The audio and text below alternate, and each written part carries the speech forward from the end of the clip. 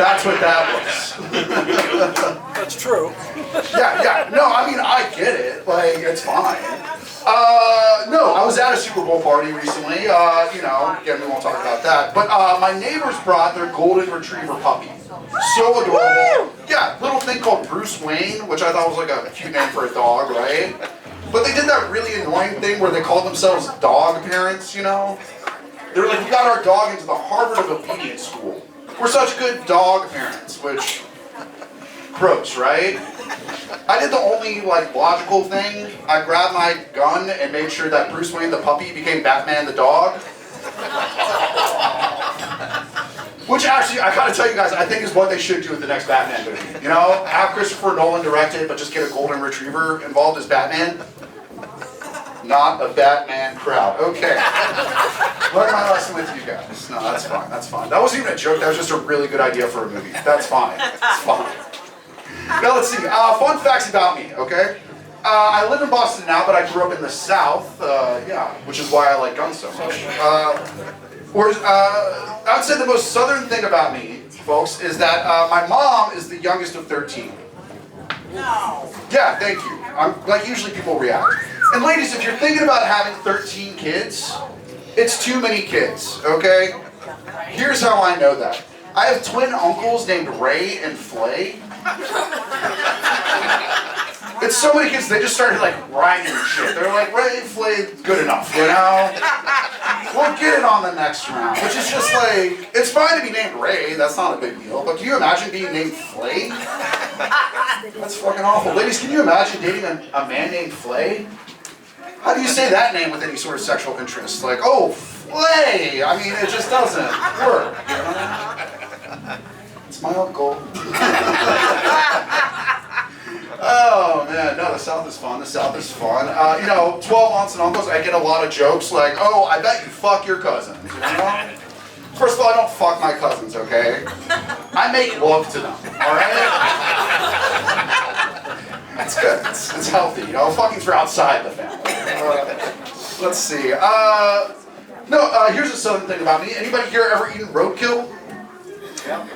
Really? Wait, there's somebody else who has? Okay, wait, we'll come back to that in a bit. Because I was at a party once, having a lovely piece of venison. When I turned to my friend, I say, hey, you guys shoot this the other day? Where'd this come from? He says, no, man. My uncle hit it with this truck this morning. Which is great. It was fresh, and to his credit, you could really tell where the F-150 had tenderized it, It was a very soft rib. It was delicious. Are you having a fun time, sir? Now I see what Pete was talking about. Hey, you smile. Hey, all right. We're back, everybody. That's a good scene. All right. Oh, yeah, man. No, let's see. Are there any gun owners in the crowd? Actually, I mean, I am from the South. I am, on the rural side. But I do like guns, Are we gun owners in Fitchburg? Okay. Yeah. Cool. No, I think that's a very American thing, right? Because we all know you can't have no guns, right? You gotta have some guns, right? That's...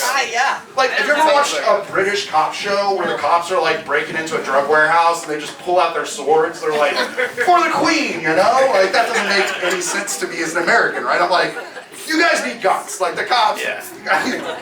Sometimes you can have too many guns, though. I did date a girl whose father owned 200 firearms once down south. Which is crazy to me, but in his defense, I did not have sex with his daughter, so... Okay. You guys are like, no, okay, fine. Are you pro-gun, are you anti-sex? I don't know. We'll figure it out. Let's see. Yeah, the South is great. Fun things about me. Let's see, I just got back from London. I was talking about British cop shows. Yeah, do we like to travel abroad? Do we like the city of London, everybody? All right, not an Irish bar. That's good to know. This is good stuff. Traveling abroad is great, right? Because you learn all sorts of new things, right? I learned a bunch of new words while I was over there. They call it the loo. We call it the bathroom, right? They call them Big Bens. We call them dildos. That's a little fun fact for you guys. Take it home. Share it with your kids, They can tell their kindergarten teacher about it. It's great. Let's see. I learned about the Anglican Church while I was over there. Yeah, that's where the King James Bible comes from, which just blows my mind. Because is there anything LeBron James can't do? All-time leading NBA scorer and best friends with Jesus? That's Hall of Fame stuff, people. That's pretty cool. Yeah, let's see.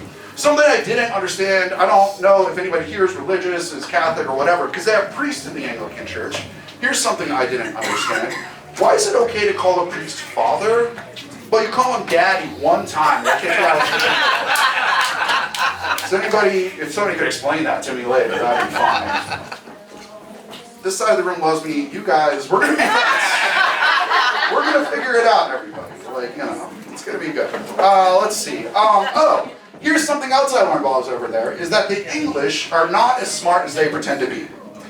No, I'm going hard on the English, It's fine. They're broadcasting NFL games over there right now.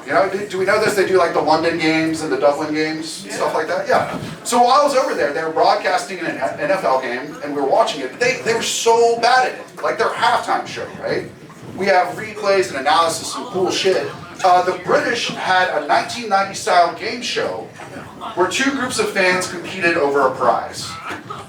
Here's how I know that the English are really fucking stupid. The prize was a dream vacation to Philadelphia. Dream vacation, Philadelphia. Those words don't go next to each other, I mean, they invented the language, they should know that. Sir, can you imagine if you won the lottery and somebody made you go to Philly? I'd be so upset, right? I'd get litigious. All right, we lost you. I'm going to get him one more time. I got greedy. You guys want to know what my dream vacation to Philadelphia looks like? Yes. The flight gets canceled. I don't know. Woo! Yeah. Oh, let's see. Life is going good. Life is going good. A friend said something very funny to me the other day. She said she felt bad for Pete Davidson. Do we know who Pete Davidson is, the actor? Yeah. She said she felt bad for Pete Davidson because there's a rumor going around that he has a very big penis. And sometimes women go on dates with him and are disappointed to find out it's not as big as they expected. I didn't know he could feel bad for men about having this problem. I've tried to start that rumor about myself many times. Nobody's ever felt bad for me. You guys, I wish I had that problem with women, right? Like they're like, oh, your dick's too big, Would you guys like to know what my problem is? Yeah. It's the pubes I have are as long and straight as the hairs on my head. So when I approach a woman who looks like a Muppet with a very skinny nose, is like just very excited. Yeah, exactly. And then they start laughing like that, and then the nose goes down. It looks like Gonzo. It's awful. Muppet jokes work here. No Batman. Fuck it. I love every Muppet. Good. Yeah, everybody loves the Muppets. No, you are I love you. You're giving me life. You're wonderful. This is great. No, this is so good for me. Guys, because if I'm being honest, I'm going through a bit in life right now. I am getting divorced. This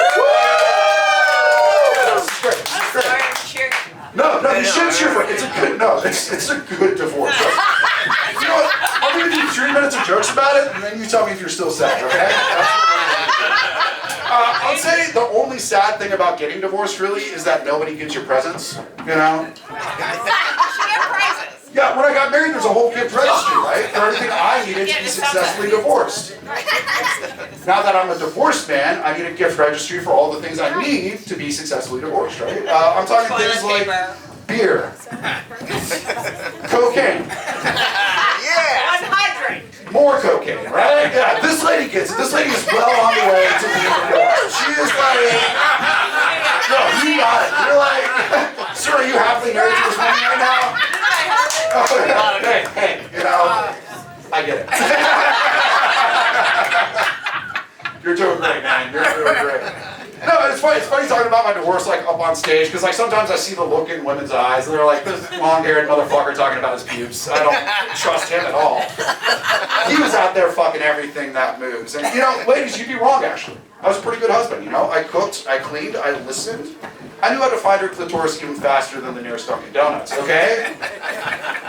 pretty fast around these parts, people. I don't know. We have them all over Boston. This is, it's fine. Just kidding, I'm kidding. I know, it's Massachusetts there. Okay, fine. The truth is, my ex was just a little bit abusive, you know? She'd get drunk, she'd say some terribly mean things. Until one night she grabbed a very sharp knife and said she wanted to kill me. Yeah, here's a tip for all the newlyweds in the audience. Don't do that. Just don't do it. It makes the sex very weird, you know? If you like knives in the bedroom, not trying to get you're young, me, that's not how I prefer to be penetrated, you know? If you feel that strongly about it, just get a strap on. I don't know. I knew that one wasn't going to work. I still went for it. You're fine. All right. My life's been going great now. I've been out there. I've been dating again. Yeah, it's been great. I've been dating a lovely MILF. Do you know what MILFs are? I'd like to. Woo! Yeah. There's some MILFs in the back there. All right, cool. Yeah, and it's great. She's wonderful. She's lovely. I would say if there's only one problem with dating a MILF, it's that you can't really take the mom out of the MILF, you know? Like when I bring her to climax, she calls me a very handsome young man. Which is weird for me, because it's what my grandma used to call me when I made her come.